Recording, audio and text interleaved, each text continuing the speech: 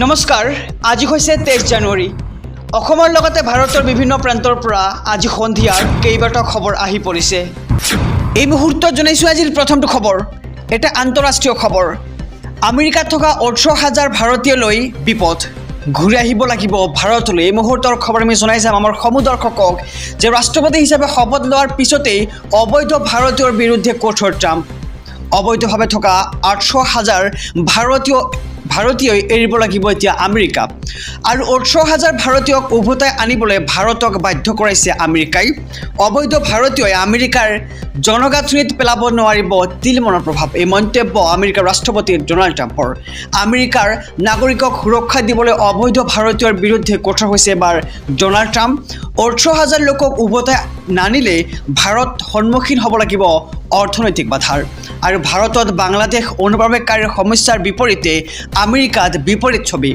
ভাৰতে বন্ধু বুলি কোৱা আমেৰিকাই নাৰাখে অবৈধভাৱে থকা ভাৰতীয়ক আৰু সম্পূৰ্ণ বৈদেশিক নীতি অনুসৰি 18000 লোকক উভতাই অনাৰ পথত ভাৰত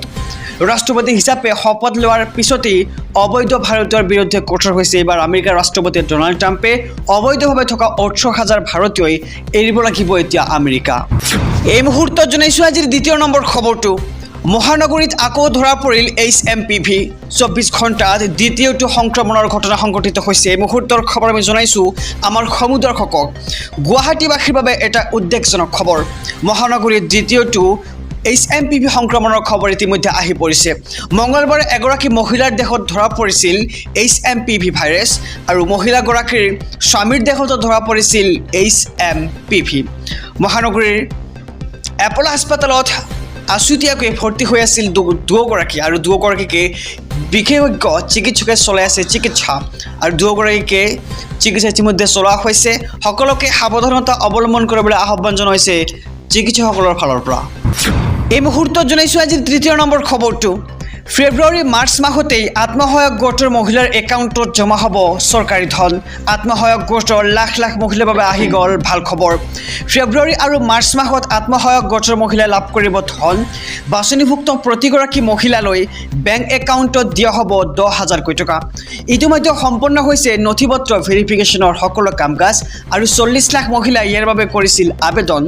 ধন লাভৰ বাবে আবেদন কৰা মহিলাসকলৰ বাবে আহি গ'ল ভাল খবৰ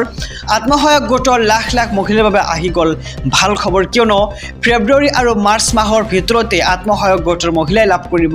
চৰকাৰী আঁচনিৰ ধন আৰু বাছনিভুক্ত প্ৰতিগৰাকী মহিলালৈ বেংক একাউণ্টত দিয়া হ'ব 10000 কোটি টকা এই মুহূৰ্তত জনাইছো আজিৰ চতুৰ্থ নম্বৰ খবৰটো অৰুণাচলৰ পৰা নিয়া হৈছিল 20টা হাতী স্পষ্টীকৰণ দিলে আম্বানী গ্ৰুপে এই মুহূৰ্তৰ খবৰ যিহেতু হাতীক লৈ এতিয়া বিভিন্ন প্ৰতিক্ৰিয়া চলি আছে আৰু ইয়াৰ মাজতেই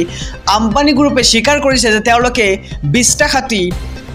আম্বানী চিৰিয়াখানালৈ লৈ গৈছিল অৰুণাচলৰ পৰা আম্বানী চিৰিয়াখানালৈ নিয়া হৈছিল 20টা হাতী সম্পূৰ্ণ তথ্য প্ৰকাশ কৰি স্পষ্টীকৰণ দিলে আম্বানী গ্ৰুপে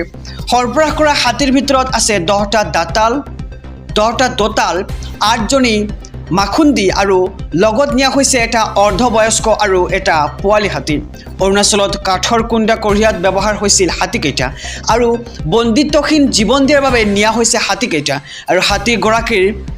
হাতীগৰাকীৰ সন্মতিক্ৰমে উদ্ধাৰ কৰা হৈছে হাতীকেইটা আৰু মাউতৰ আঘাতত কেইবাটাও হাতী আহত হৈছিল বুলি তথ্য প্ৰকাশ কৰা হৈছে আৰু আটাইকেইটা হাতীয়ে এতিয়া বনতাৰাত লাভ কৰিব আজীৱন সুৰক্ষা আৰু উচ্চতম ন্যায়ালয়ৰ নিৰ্দেশ মৰ্মে লৈ যোৱা হাতী বনতাৰালৈ আৰু গুজৰাট বন বিভাগ আৰু অৰুণাচল বন বিভাগৰ অনুমতি লৈ সৰবৰাহ কৰা হৈছে এই হাতীকেইটা আৰু হাতীকেইটাৰ গৰাকী আৰু মাউতক বিকল্প সংস্থাপনৰ কৰা হৈছে ব্যৱস্থা অভিজ্ঞ পশু চিকিৎসকৰ তত্ত্বাৱধানত সৰবৰাহ কৰা হৈছে হাতীকেইটা আহিছো আন এক খবৰৰ মাজলৈ আবেদন কৰিলে লাভ কৰিব মাটিৰ পট্টা শীঘ্ৰে কৰক আবেদন শেষ সময়সীমা হৈছে 30 জানুৱাৰী মুহূৰ্তৰ খবৰ জনাই যাম আমাৰ সমুদৰ্শকক মিছন বসুন্ধৰাত আবেদনক লৈ আহি গ'ল ডাঙৰ খবৰ 30 জানুৱাৰীলৈকে বৃদ্ধি হৈছে আবেদনৰ সময়সীমা নামঘৰ মন্দিৰ বিদ্যালয় ক্লাব মহিলা সংঘ সামাজিক অনুষ্ঠানৰ বাবে ভাল খবৰ নামঘৰ ধৰ্মীয় উপাসনাস্থলী আদি অনুষ্ঠান প্ৰতিষ্ঠানে কৰিব পাৰিব আবেদন আৰু যিসকলে পৰ্টেলত আবেদন কৰিব পৰা নাছিল তেওঁলোকে মেনুৱেলি কৰিব পাৰিব আবেদন মেনুৱেলি আবেদন কৰিলেও গ্ৰহণ কৰিব আবেদন পত্ৰ আৰু ৰাজ্যৰ সকলো অনুষ্ঠান প্ৰতিষ্ঠানে লাভ কৰিব ম্যাদী পট্টা লাভৰ বাবে কেবিনেটে শিথিল কৰিলে বহু নিয়ম মাটিৰ পট্টাৰ বাবে শীঘ্ৰে কৰক আপুনি আবেদন মিছন বসুন্ধৰাত আবেদনক লৈ ডাঙৰ খবৰ ইতিমধ্যে আহি পৰিছে যে অন্তিম সময়সীমা হৈছে 30 জানুৱাৰী আপুনি 30 জানুৱাৰীৰ ভিতৰতে কৰিব লাগিব আবেদন